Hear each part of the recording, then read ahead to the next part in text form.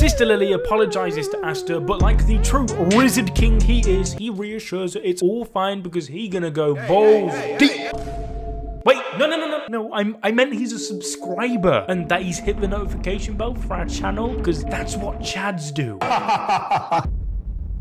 Lily begins to think about how she became a nun because she desired human equality and was troubled by the Nomal Realm's disgusting classism, something that was foreshadowed as far back as the Elf Saga. However, the church turned out to be no different, thus she ran away praying for change but getting nothing in return. This is why she went to the orphanage because she wanted to save someone, anyone, and that someone turned out to be Asta. Lily's past of living in disgust at the classist views of the church and kingdom is what led her to become Asta's pillar and raise him to be the difference she wishes she could have had on the world. This is why she was able to save Asta by sending him to the Land of Sun instead of killing him like she was supposed to. Her desire to save someone from the orphanage overpowered the Lucius is righteous goal that was given priority in her mind. But I know for sure that if it was Adil's mind, or your mind, Lucius tried to take over, yeah, it'd probably look a little something like this. Do you ever look at someone and wonder, what is going on inside their head? Shut the up.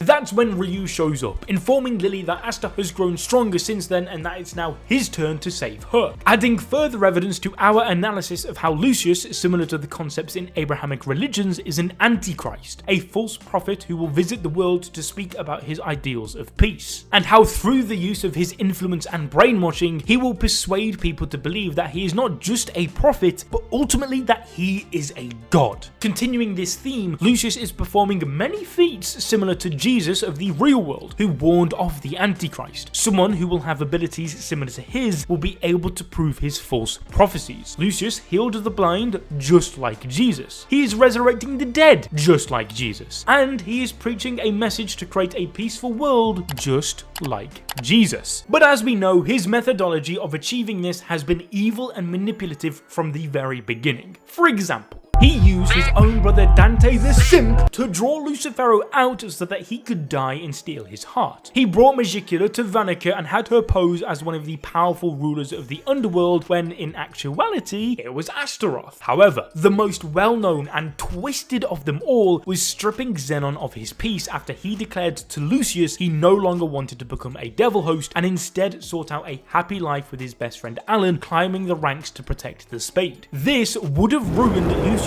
entire plan. Thus, he manipulated the mission Xenon had been sent on by planting a dangerous devil in the dungeon, resulting in the death of Alan, leaving Xenon in a state of despair, giving him no choice but to accept his brother's ideals after seeing how weak the human body can truly be. That is how he influenced his entire family to fall into the palm of his hand so that he could use their magic in tandem with his own to create a new world and give them undying bodies that enact his will.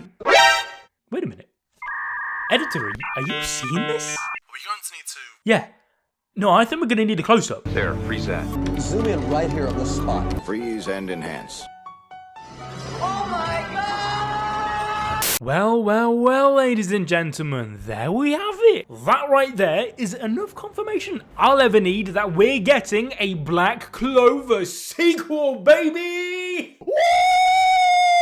Yeah, baby! Okay, but seriously, Tabata dropping a look at a brand new continent this late into the story is a huge bombshell. What lies beyond the Spade has always been a mystery, as up until now we've just seen a bunch of clouds there on the map, meaning it is likely an unexplored and undocumented region. We've made our way to Japan, which is of course on the eastern side of the globe, following ancient Japanese traditions. However, this new continent could very easily be Western inspired, allowing Tabata to expand on his world, continuing the story in the future. So this is my invite to you all right now that you're welcome round mine in 10 years time where we can all watch Black Clover Shippuden together, okay? Furthermore, Lily apologizes once more for, just the little things like rejecting him, joining Lucius, telling him to die, sending him to a foreign land, telling him to die again, releasing the 5-headed dragon. Oh, did I mention that she told him to die? However, Chadster tells Lily that she's not to blame and will refuse to let her accept any responsibility for this. She thanks him one last time before dropping permanently unconscious. Because remember guys, this is Black Clover. Sister Lily can't actually die because that would be silly. According to Ryu, the only way to wake her up again is to defeat Lucius. It's very convenient, isn't it? And so they leave Lily in Fumito's care, as Asta declares that he will defeat Lucius for sure. Now, if you guys want to enjoy more peak fiction, then go find out how Sukuna finally used the binding vow in Chain and got himself a new shiny vessel. Oh yeah, pretty rad, dude. Crazy.